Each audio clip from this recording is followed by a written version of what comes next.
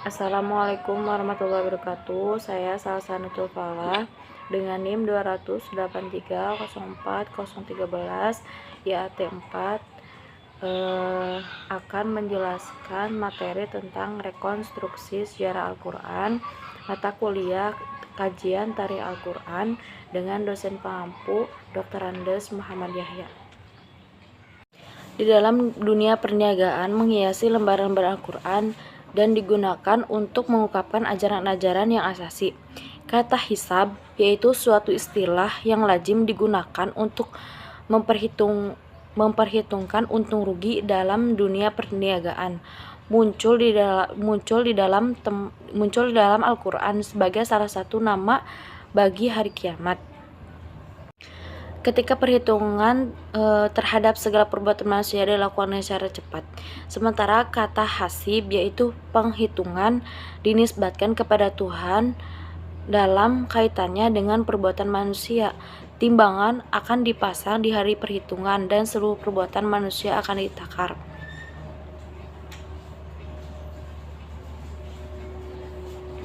Perbuatan baik akan memperoleh imbalan atau upah. Sebaliknya, jika perbuatan buruk akan diganjar di neraka. Meskipun orang-orang Mekah secara konstan sibuk dalam aktivitas niaganya, mereka tetap mempertahankan ciri pengembarannya. Kesibukan rata-rata orang Arab dalam dunia bisnis bisa juga dikaitkan dengan pandangan dunia nomadik mereka tentang kehidupan. Orang-orang akan menaruh perhatian pada budaya Arab, mengenal dengan baik realisme sederhana yang mencirikan Weltanschauung pagan Arab. Realisme ini bertalian secara intim dengan iklim pada padang pasir yang kejam. Orang-orang Arab memiliki pertalian yang sangat erat dengan padang pasir dan tetap berupaya mempertahankan ciri kehidupannya. Pijakan utama kehidupan di padang pasir ialah pengembalaan dan pengembangbiakan ternak. Dalam waktu yang ditetapkan dalam sejarah, Allah memberi karunia kepada Nabi Ibrahim, seorang putra yaitu bernama Ismail. Pada usia lanjut, ibunya Siti Hajar, seorang hamba yang dihadiahkan Paros kepada Sarah. Kelahiran Ismail membuat Sarah cemburu luar biasa, di mana ia meminta agar Ibrahim memutuskan hubungan persaudaraan wanita tersebut dengan putranya. Melihat adanya perselisihan di antara keduanya, Nabi membawa Siti Hajar dan Ismail ke tanah yang tandus. Saat mulai tinggal, Siti Hajar melempar pari dengan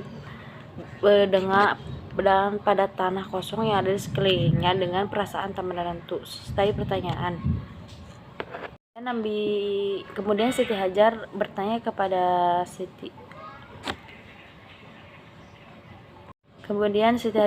kepada Nabi Ismail, apakah ia telah meninggalkan mereka? Ia tak menjawab, lalu bertanya lagi, adakah ini perintah Allah?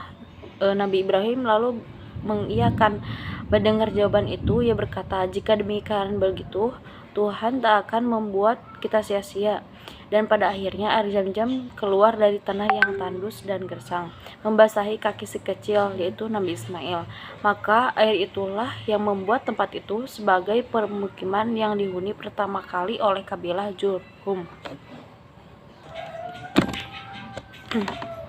Tak lama kemudian, kehidupan semakin berkembang dengan adanya tempat suci Allah, air Zam-Zam, dan penduduknya mulai menuai kesuburan.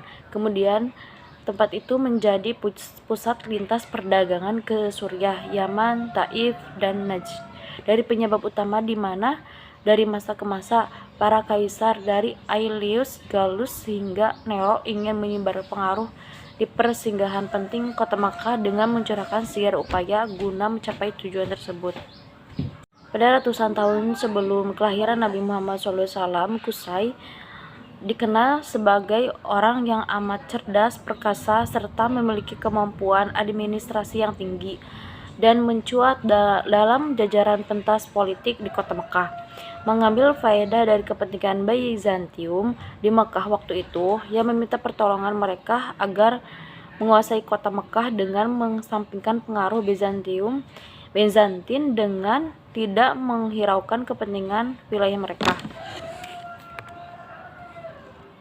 Meski disebut sebagai kota negara city states, Mekah tetap merupakan masyarakat kesukuan hingga akhirnya penaklukannya pada masa Nabi Muhammad. Sistem kependudukan masyarakat dibangun menurut kabilah, di mana anak-anak dari satu suku dianggap saudara yang memiliki tali pertalian hubungan darah. Seorang Arab tidak akan dapat memahami pemikiran negara kebangsaan melainkan dalam konteks sistem kesukuan atau kabilah. Pada setiap anggota merupakan aset seluruh kabilah, di mana munculnya seorang penyair kenamaan, misalnya ahli perang, orang terkenal dalam kebaikan dalam satu kabilah, akan membuat suatu kehormatan dan nama baik seluruh garis keturunannya. Di antara tugas utama setiap pendukung kesukuan adalah mempertahankan bukan saja terhadap anggotanya, melainkan setiap mereka yang secara sementara seperti tamu-tamu yang hadir di bawah bendera kabilah. Tugas yang sangat berat ini menjadi tanggung jawab anak cucu keturunan Quraisy, keturunan Abdul Dar misalnya, mengambil alih tugas pemeliharaan Ka'bah, balai kelembagaan dan hak-hak mengangkat panji pada semua staf pada saat peperangan. Sewaktu melakukan misi perdagangan ke Madinah, Hasim terpikat oleh seorang wanita bangsawan yang bernama Salma binti Amr dari suku Khazarit yang menikah dan kembali bersamanya ke Mekah. Namun saat dalam keadaan hamil, ia memilih kembali ke Madinah dan melahirkan seorang putra bernama Syaiba. Hasim meninggal di Gaza pada saat melakukan misi perdagangan. Saat melakukan perjalanan ke Madinah, Muthalib berselisih paham dengan janda Hashim tentang penjagaan pemuda Syaiba, yang pada akhirnya ia berada pada pihak yang menang dan kembali bersama paman dan keponakannya ke Madinah. Setelah meninggal pamannya, yaitu Abdul Muthalib, mewarisi tugas Shikaya dan Rafada, yaitu pengumpul bantuan keuangan untuk para jamaah haji miskin. Setelah menemukan kembali sumur Jam-Jam yang mata airnya terbenam dari sudah terlupakan pada beberapa tahun, ia memperoleh kehormatan dan ketinggian menjadi gubernur di kota Mekah. Menjelang masa kelahiran Nabi, Jazirah Arab tidak merasa akrab melihat semua bentuk reformasi keagamaan. Sejak berabad-abad, penyebaran patung berhala tetap tak terusik, baik pada masa kehadiran permukiman kaum Yahudi maupun upaya kristenisasi yang muncul dari Syria dan Mesir.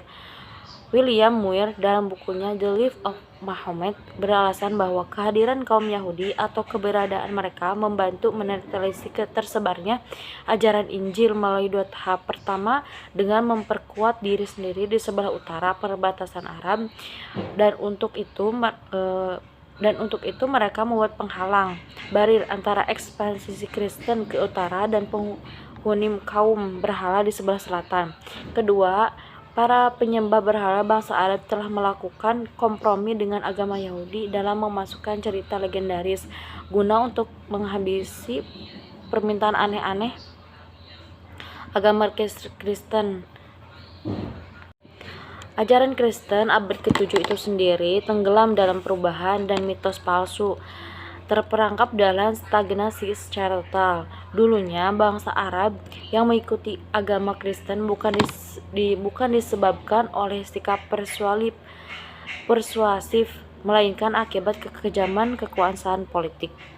Islam menganggap kaum Yahudi dan Nasrani sebagai ahli kitab. Ketiga agama ini memiliki kesamaan asal-usul keluarga dari secara hipotesis menyembah Tuhan yang sama, seperti dilakukan oleh Nabi Ibrahim dari kedua putranya, Ismail dan Ishak. Masalah agama tentu kita dihadapkan pada perselisihan pada peristilahan yang umum, kendati kata-kata itu tampak mirip, bisa jadi memiliki implikasi yang berlarian. Misalnya, kitab suci Al-Quran menjelaskan secara rinci bahwa segala sesuatu di alam ini diciptakan untuk satu tujuan, agar menyembah Allah. Tetapi dalam mitologi Yahudi, semua alam ini diciptakan untuk menghidupi anak cucu Bani Israel saja. Selain itu, nabi-nabi Bani Israel dianggap terlihat dalam membuat gambaran tuhan-tuhan palsu dan bahkan dalam skandal perzinaan, sedangkan Islam menegaskan bahwa nabi-nabi memiliki sifat kesolehan, sementara konsep trinitas dalam agama Kristen dengan anggapan Yesus seperti terlihat dalam gambaran ajaran gereja sama sekali bertentangan dengan keesaan Allah dalam ajaran Islam.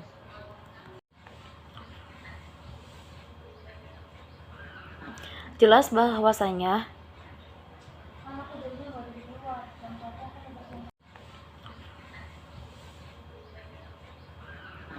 kita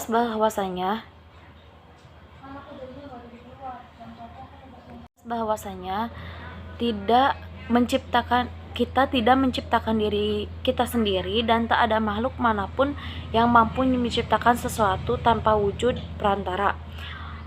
Untuk itu Allah menjelaskan dalam kitab suci Al-Quran, yaitu artinya apakah mereka diciptakan tanpa sesuatu pun, ataukah mereka yang menciptakan diri mereka sendiri?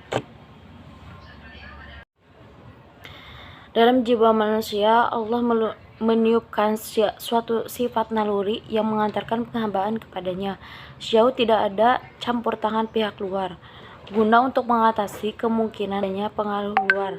Allah SWT mengutus para rasul dari masa ke masa agar terhindar dari penyembahan berhala ataupun khurafat dan pembimbing manusia pada penyembahan yang benar. Ayat yang pertama dibahyukan pada Nabi Muhammad SAW, yaitu Iqra bismi rabbikal ladzi khalaq. Bacalah atas nama Tuhanmu yang telah menciptakan. Bahwa tak ada bukti bahwa Nabi Muhammad pernah belajar seni menulis, atau umumnya orang sepakat bahwa ia buta huruf sepanjang ayat. Sepotong ayat di atas memberi isyarat bukan tentang persoalan buta huruf, melainkan pentingnya pendidikan yang sehat bagi masyarakat di masa mendatang. Nabi Muhammad SAW mencurahkan segala upaya yang mungkin dapat dilakukan dalam pengembangan pendidikan, manfaat serta imbalan para pelajar, dan juga sanksi hukum bagi pengekang ilmu pengetahuan.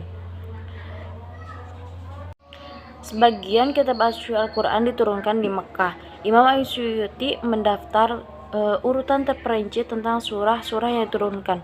Al-Quran dapat bertindak sebagai alat petunjuk bagi jiwa yang kalut di mana terbukti kehidupan. Seorang penyembah patung berhala akan selalu merasa tidak puas pengembangannya yang awalnya melakukan penindasan terhadap masyarakat muslim, menyebabkan mereka mengadakan kontrak dengan Nabi Muhammad. Yang itu pertama, orang di jalur luar keturunan keluarga Nabi Muhammad yang masuk Islam adalah Abu Bakar. Nabi Muhammad mengajak masuk Islam dengan membaca beberapa ayat Al-Quran. Kemudian Abu Bakar membawa teman-teman terdekat menemui Nabi Muhammad seperti Utsman bin Affan, Abdurrahman bin Auf, Az-Zubair bin Awam, Tolha, dan Sa'ad bin Abi Waqqas. Nabi Muhammad mengenalkan agama baru dengan membacakan ayat-ayat Al-Quran yang menyebabkan mereka masuk Islam. Abu Ubaidah, Abu Salamah, Abdullah bin Al-Arqam, dan Utsman bin Masjum menemui Nabi Muhammad bertanya tentang hal ihwal Islam. Nabi Muhammad menjelaskan dengan membaca Al-Quran, dan kemudian mereka menerima Islam. Abdullah bin Mughaffal al-Muzani mengatakan bahwa saat seorang Arabi hijrah ke Madinah, Nabi Muhammad menugaskan seseorang dari kaum Ansor pada individu dengan mengatakan, biarkan yang memahami Islam dan mengajarkannya tentang Al-Quran. Hal yang sama terjadi pada diri saya, katanya, sebagaimana saya dipercaya karena pada salah satu dari orang Ansor yang telah membuatku paham agama dan mengajarkanku Al-Quran. Bukti nyata menunjukkan bahwa para sahabat secara aktif ambil bagian dari kebijaksanaan seperti para periode Madinah. Riwayat berikut sekian dari saya. Wassalamualaikum warahmatullahi wabarakatuh.